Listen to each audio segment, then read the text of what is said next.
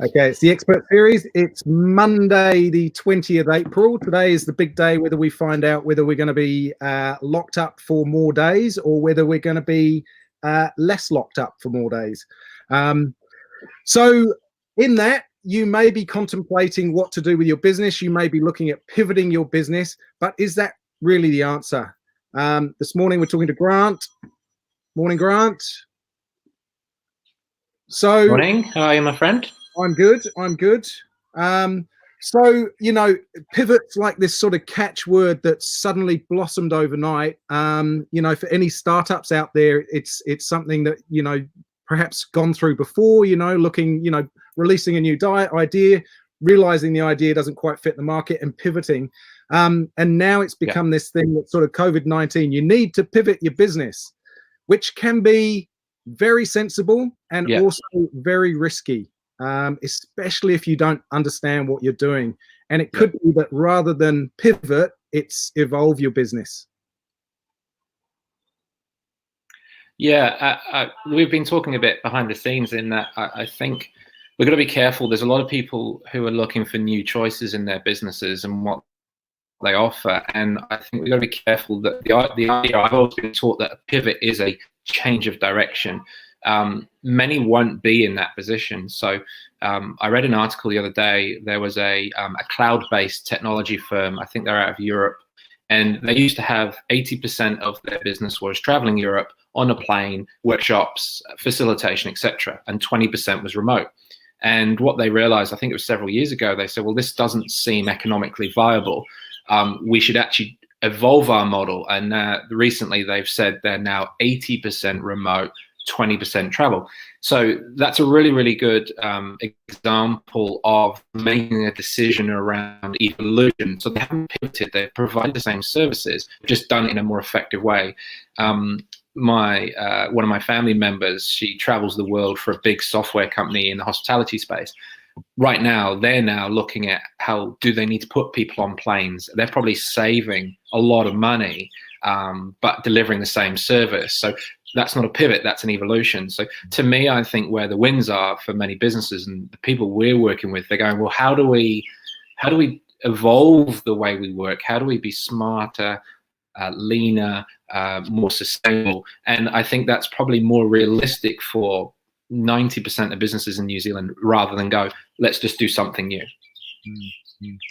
There's also, for business owners before, you know, as they're thinking about pivoting, there's also asking the hard questions of themselves. Are they pivoting or changing direction because they don't actually like their business or they don't want their business, you know? In times like this, it is a time where you look at things microscopically, and it could be that with your business on pause, you're realizing actually this isn't giving me the lifestyle that I want. I'm not enjoying what I'm doing. I don't like my clients. You know, it may not be that pivoting or evolving is the answer. It may be actually doing something completely different. Yeah, and that kind of feeds into what we were going to discuss last week, unfortunately, with the net being a problem. That's about your mission, and I think you're really right. So some people will jump or pivot because they're simply not doing something they want to be doing. There's other people that will pivot into a trending market, trying to make quick money. I think we touched on it before. I don't know how many people I've seen now suddenly got PPE businesses. You know, 90% of them won't be doing it for the reason that they want to be in business. They want to make money quickly. So it comes back to that mission. Like, and you're right. I think there will be a lot of people right now that are sat there saying, am I in a business that I want to be in? Is this an important part of my life? And is it all just a bit too hard? That to me is a different decision. That's really about, you know, being a bit more purposeful about being in business. What we need to see is a lot more businesses actually evolving to be more relevant, to be more purposeful, and to be more focused on what they want to be doing, and to be of service to what is valuable. I think one of the biggest opportunities is in a buoyant market. There's a lot of copycat businesses. You know, I remember several years ago when it came to cupcakes. You know, cupcakes were amazing. The banks were funding big fit outs. Every other store was a cupcake store. but within 6 months they were gone.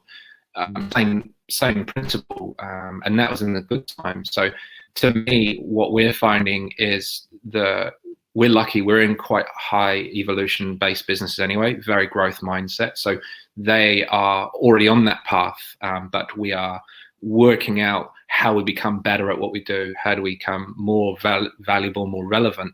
And I think that's the question. Business evolution should be about your relevancy and value, not what's the shiny new thing. Yeah. So in terms of sort of deciding your relevance to the market, a good step would be actually going to your existing customer base and asking them, where are you stuck? What do you need help with? Yeah. And being really open-minded about the answers that you get and the solutions that you can provide. Yeah, absolutely. I mean, your best source of growth and evolution is literally your customers. When we evolved about 2 years ago, the first thing I did is I went out and saw all of our customers and said, "Hey, look, I want to take this direction. What do you think? What does it feel like to you?" And they gave me the feedback. I think also right now it's about being brave, talking, having a good hard look at your business. You got to be brave. If you don't want to be doing it, that's perfectly okay. You can start to make other choices. But your customers ultimately will tell you what they want, and equally if they are the right customers for you. And I think, starting something new right now, unless it's very aligned to what you're doing, unless it's very aligned to the market need. For argument's sake, would you start a video conferencing software app now?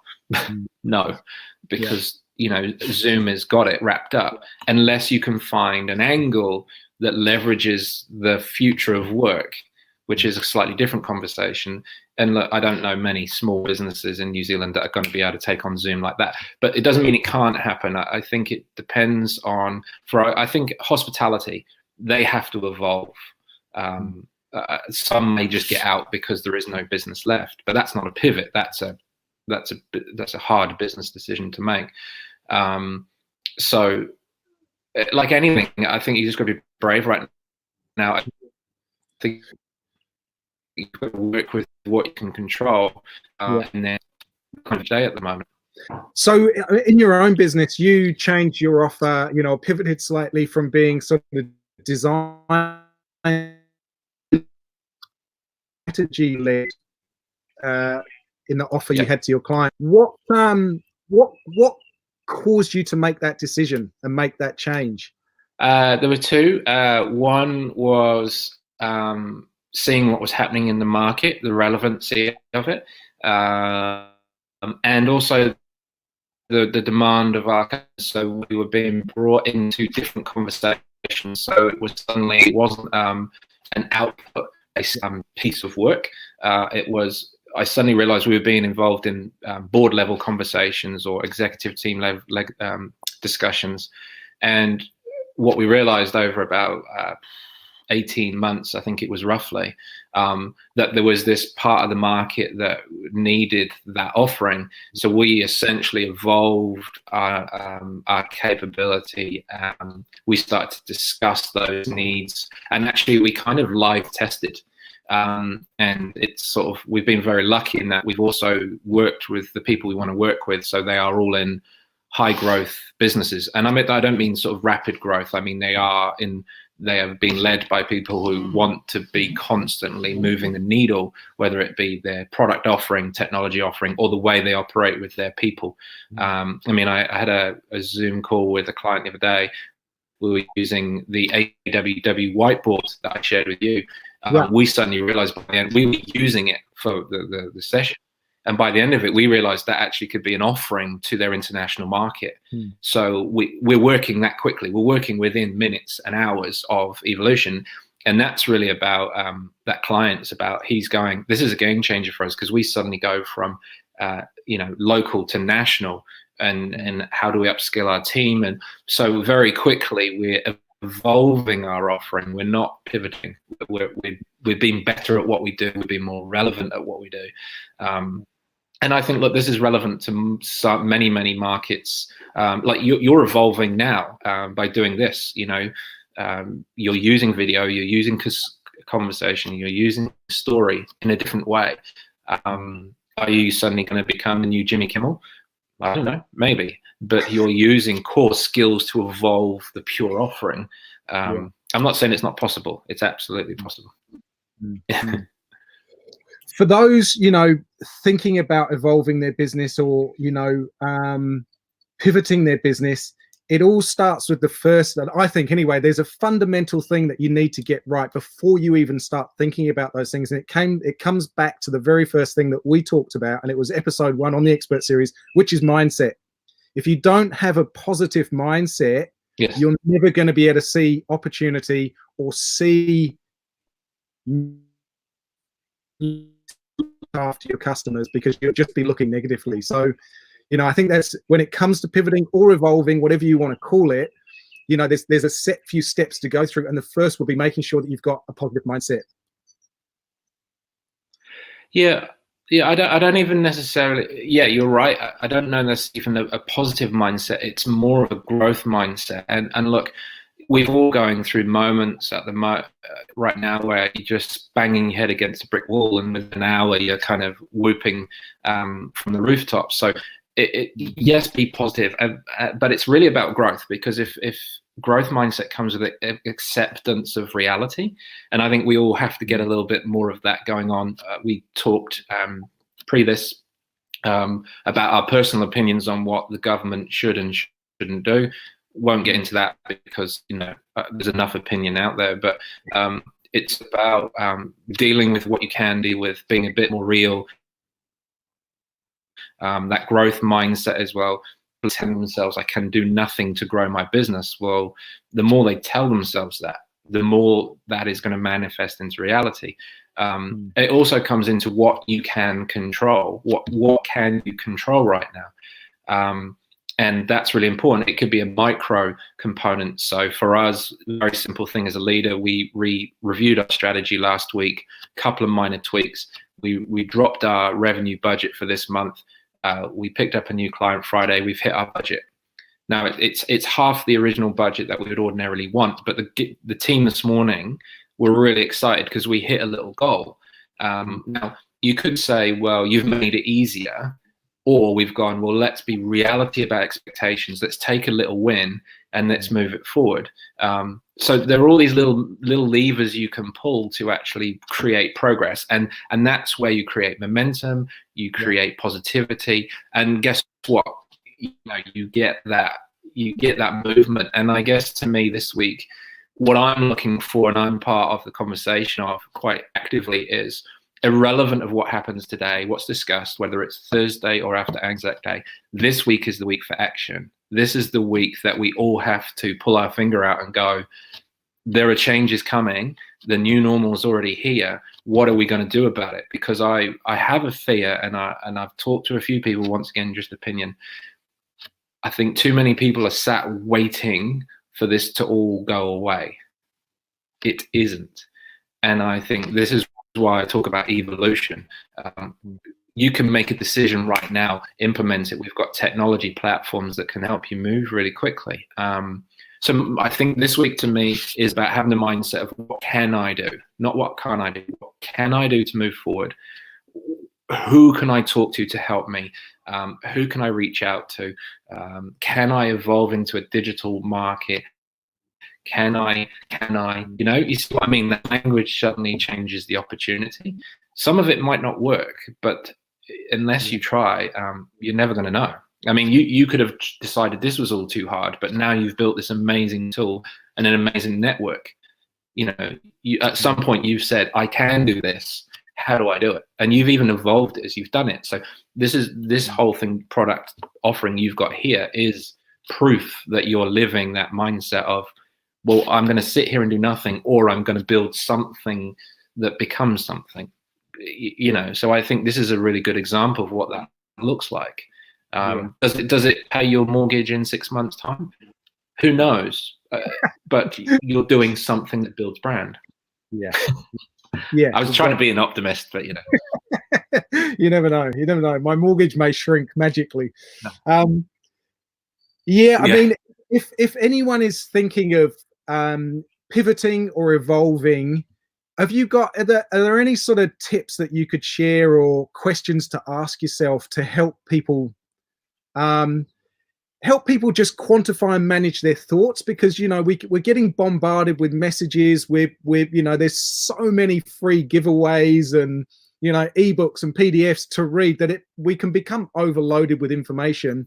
And we can start reacting to things rather than centering ourselves, understanding what is important for us and our clients, and then just moving forward with that. Have you got any tips around that?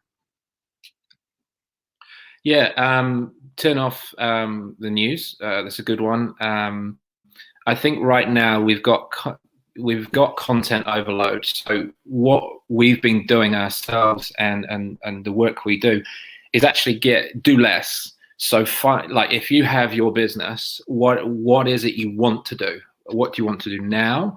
What do you want to do in 30 days? What do you want to do in 12 months? Now, we don't know what all of that or much of that looks like. But what we're working now on, and we've just released a methodology around the next 30 days, because the next 30 days we can get our head around, you know, 4 weeks, you know, 4 weekends. What can we action? And it comes back to what you've said. What is most important? What is the thing that I want to be doing? And I hate the phrase post-COVID.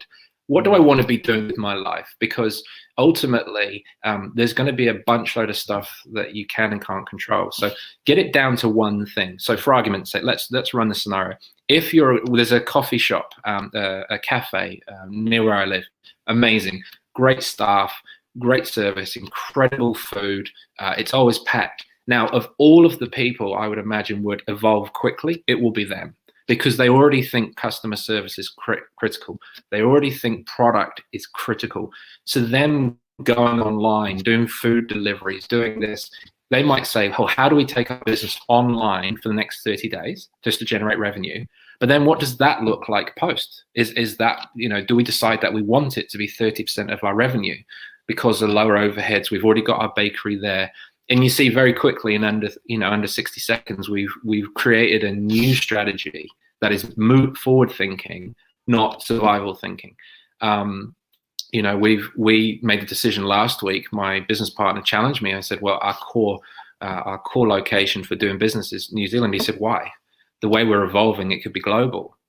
So, okay. So what does that look like? So over each month, we're going to target a new city based on data.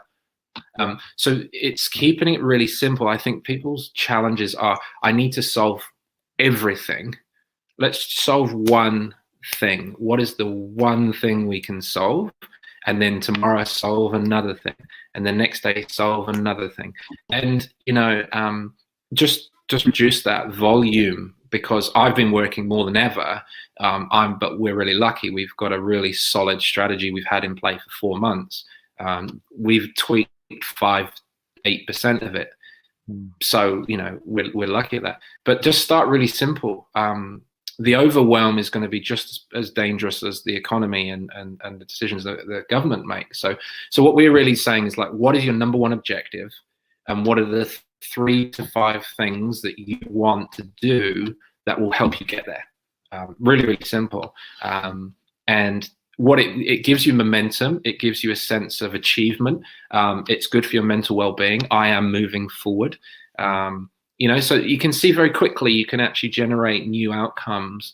We have, like I say, we were a client the other day. We had a 2-day workshop, a 2-hour workshop, and by the end of it, we had taken 2 pieces of visualization software that they use for land development, plugged it into the whiteboard methodology, and suddenly it's a training tool for their youngest staff members. It's also their ability to open up their international markets, and it also means they can go national on their offering, and actually speeds up the service without putting people on planes, being on site, and needing to deal with any social distancing. 2 hours, you know, that's how quickly you can make something happen. And to put it in place, you know, maybe another 2 hours. And the first thing I said from that is, like, do 2 things, the action points. So the key results from that: 1, get one of your younger members of staff, take them through it. 2, grab a client that you've worked with for ages that are really forward thinking and get them on it and try it with them. see what the results are. So there you go. There's another 1 hour on each. Suddenly you might have a product that gives you opportunity internationally rather than just in the Auckland market. That's just one example of what we're seeing. And that comes from mindset. We're very lucky that client has a very strong growth and learning mindset. Therefore, will it work? We don't know. Yeah. But he doesn't mind if it doesn't. It's another angle on the market, you know? Yeah.